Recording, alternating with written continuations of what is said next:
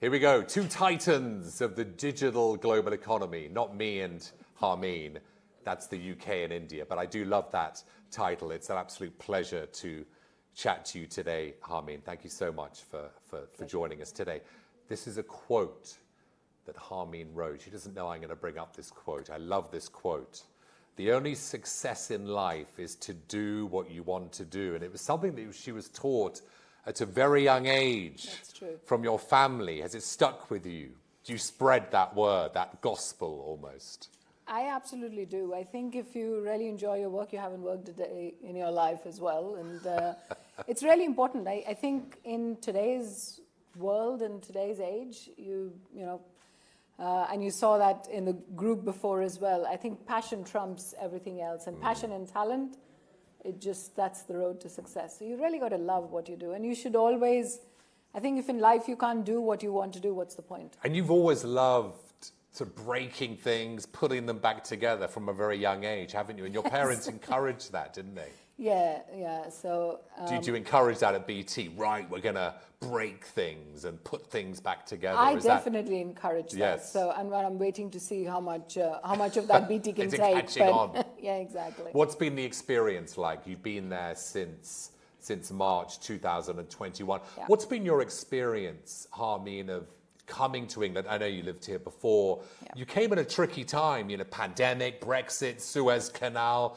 Someone told me that a big ship was stuck there. What was it like, that whole experience? And what does it tell us about the whole moving to and from India? First of all, moving countries in the middle of a pandemic, would never advise it, no matter what happens. It was horrible.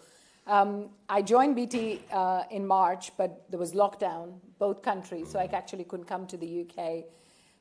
We were planning for me to come early May, and then India was put on the red list, so I had to smuggle myself out of the country in 24 hours notice, because it was the same week when actually the Prime Minister from the UK was going to India, and then they decided not to do that and put it on the red list. Yeah. So it was horrible. I had to leave the family to help with packing and everything in the house, and I literally just got on a plane, landed, couldn't get a house, so stayed in a service apartment for a long time. Then when the shipment came, Suez Canal happened, so the ship is stuck there. Yeah. Then that got cleared. When the shipment came, there was lockdown again in the UK. So now have the shipment but don't have a house. Then got the shipment, put it somewhere, parked it, and again waiting for the countries to start to open up, then looked for a house, but then there was no labor to finish all the work and finishing of the house before I could move in because of Brexit and everything, a lot of shortage of staff here. That's right. So by the time all of that got sorted, it was December. Gosh, yeah, that's quite a slog, isn't it? I tell you. And if I tell you everything, I ordered things in December for moving into the house, and the last of which arrived last week. So it only took about 6 months. I mean, nothing much. But you're finally settled. I am finally settled, It took a while. The theme of this wonderful forum, Harmeen, is this collaboration, this reimagining of the relationship as we celebrate these 75 years of independence. What does a joint digital vision look like between India and the UK, Harmeen? See, UK is a very large digital economy, and I think what I love about the UK is that almost all of us, we live our lives digitally in some shape or form, and COVID in the last, the pandemic has only accelerated a large part of that. The second piece is, if I look at India and, last 7-8 years that I've been there, I mean, I'm amazed at just the digital talent that is available there. And I feel that's unlocking a large part of the digital potential in several countries around the world, and definitely for the UK as well. I mean, for me personally, in BT, for our digital unit, my largest hub is actually in Bangalore. And for BT, outside of the UK, our biggest hub in the world is also in India, in 8 different cities. But I think it's really, there's a lot of need and want to transform within the UK, and there's a lot of talent available there, and it's the marriage of the two that really makes things happen for corporates. Can we bring the two together? We are That's the already big starting to challenge. bring it together, but I Yeah. think what we've got to do is make it easier Yeah. for these things to work together. I think we've got it easier for, a large part of what enables economies is corporates, and getting the corporates back to growth after, having spent the last 2.5 years in an unprecedented way that every corporate had to learn how to continue and run its business in a very different manner. And especially in the enterprise businesses, the economy hasn't fully bounced back yet as well. And as they're, all the companies are recovering and finding their ways back to growth, I think that's where we've got to actually make it easier for these two countries to work better with each other, to be able to avail both the needs and the wants of one, and also Is that your the demand message of to the the other. government as Very these? strong message. If Boris Johnson was standing there, Yes. What would your number one wish list request be? My wish list would be do only one job, which is make it easier for the Yeah. two countries to work together. And after that, just let the corporates do their job. And we will set our own metrics and help the economy grow in the UK, but just make it easier for us to do business. Give us more of a sense of India and BT, how important India is for BT, and what your vision is as a company. See, our own staff strength, we have more than almost 12,000 people there, and adding a few more thousand in the coming months as well. But in a broader sense, through a lot of work we do with a lot of other subcontractors and IT companies, etc., we employ close to almost like 30,000 people. That is a lot. That is. So it's a big part of our success. Actually, those people are contributing into that success. So it's. I think for us, India is very, very intrinsic. And in fact, I was just there a few weeks back, kicking off an entire revitalization of our new strategy, what we're going to do, how we're going to accelerate the company, and how we're going to invest much more over there as well in order to do that. And for BT, I would say it's a very, very, very important country. In fact, the history between the two countries, for BT in India goes back a very long way. I mean, I'm from Bharti, and many, many years ago, more than a decade and a half ago, BT actually invested in Airtel. It was a small minority stake, but they actually had that in India, and we have that. We've recently done another investment in Safe Security, which is, one of the leading security companies in the country, and we've got a large security business. So we invested in Safe, and it's a product we're taking to market around the world in all the 130 countries that we're present in, and it's getting rave reviews. How big could it get, as in? I mean, you say 30,000. That's like a big stadium. I can imagine. Yeah, it is. It's not like Old Trafford, is it? No. Small. Will you Not that small compared to Will you fill Old Trafford? Almost, By the way, yes. Manchester United fans. Yes, We are one. exactly. Manchester United fans in the room? Hands up. There's One, two. two. Three. What fans are we? Just shout out. Who do we support? Arsenal. Okay, I'll forgive you. Any others? We'll get on to cricket in a minute, but any football fans? That India, exactly. So, will you be able to fill Old Trafford? Yes. 80,000, isn't it? How soon before you have 80,000 employees in India? Well, I don't know how many employees we're going to have in India, but that's almost almost all of BT. But I don't know if that will happen. But I think from what we are looking to do, see, at the core of our BT strategy is digitizing the whole company. Of course. And as we do that, there is one of the biggest advantages that we want to play on is our presence in India, because that's one of the largest digital skill hub in the world. So we'd really, want to leverage that a lot more. Plus, I think at the same point, it's where we've made so much of investments that for us to just invest more and reap a lot more out of it, that's the best step we want to take there. Yeah. On the skills front, it's so important. We're going to be talking so much about skills and training and, and education. How can the two countries work closer on skills, on training, and what strengths do you think, Harmeen, need to be leveraged better? See, there are, again, 2-3 areas. One of them is the tech skills are available in abundance in India. What is needed more is the relevance of different countries, different economies, because the customer needs are different in every country.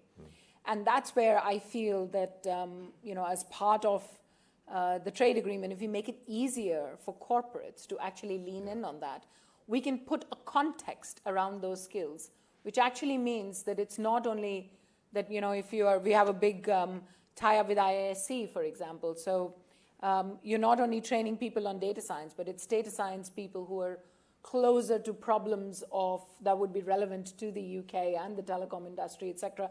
It just frames for the youngsters coming up in that stream, it just puts a context around their technical skills, which makes them far more productive from day one when they come into corporates.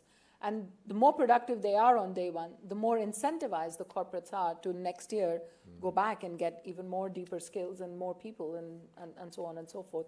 So I think it's putting the industry's lens and an economy and a kind of a UK lens around some of those skills that will really help the corporate world leverage a lot more. The second piece is, one of the big ambitions we've got in the UK is, providing digital skills, and BT is a big partner with the UK government on that in the UK, and we've set up a big digital campus, which is what we're going to leverage for ourselves in BT as we reskill a large part of our workforce as we modernize. But we're going to take all of those skills and, do it for the UK market. And today our small and medium enterprise business actually does that. They're skilling millions of people in the UK.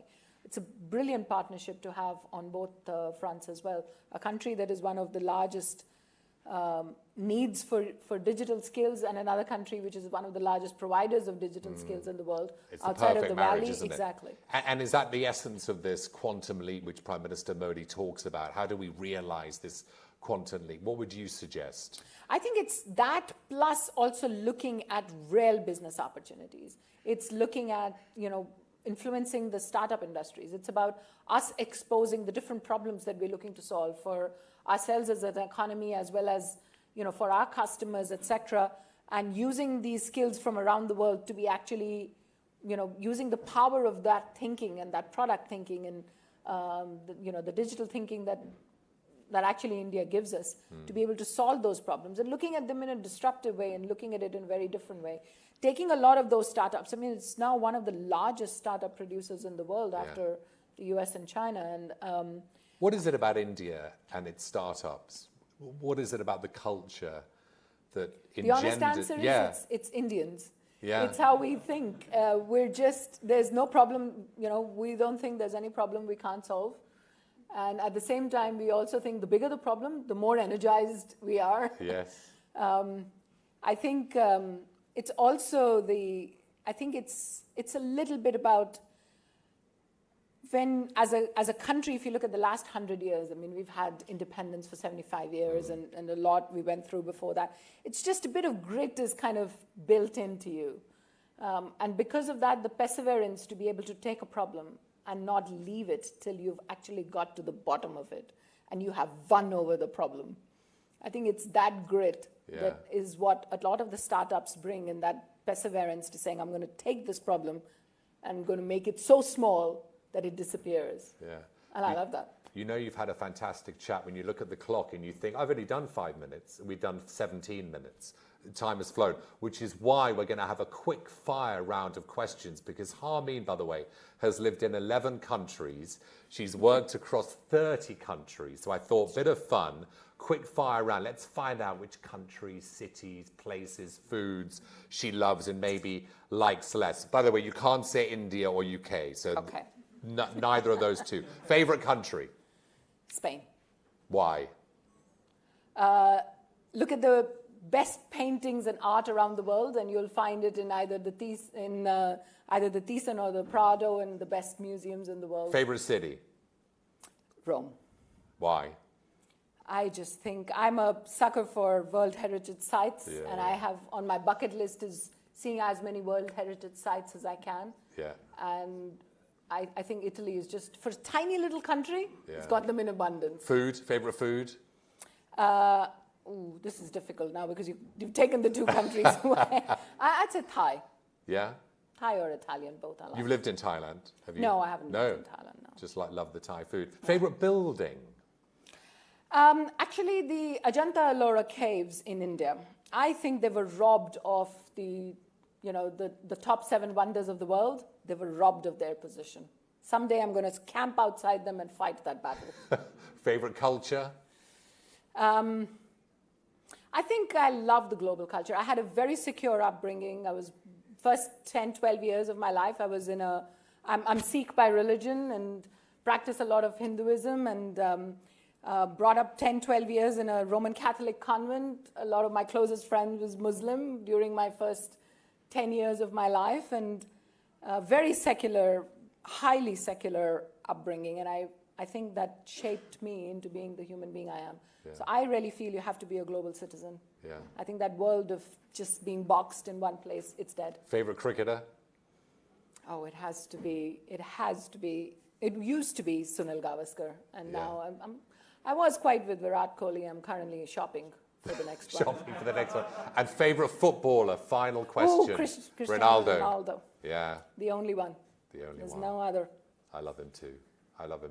Thank you, Harmeen. All right. It's been brilliant. Thank you very much. Fantastic. Mark. Big Lovely round of chatting applause. to you. Harmeen Mehta, Chief Digital and Innovation Officer at BT. Thank you so much. Thank you. Very good to see Thank you. you.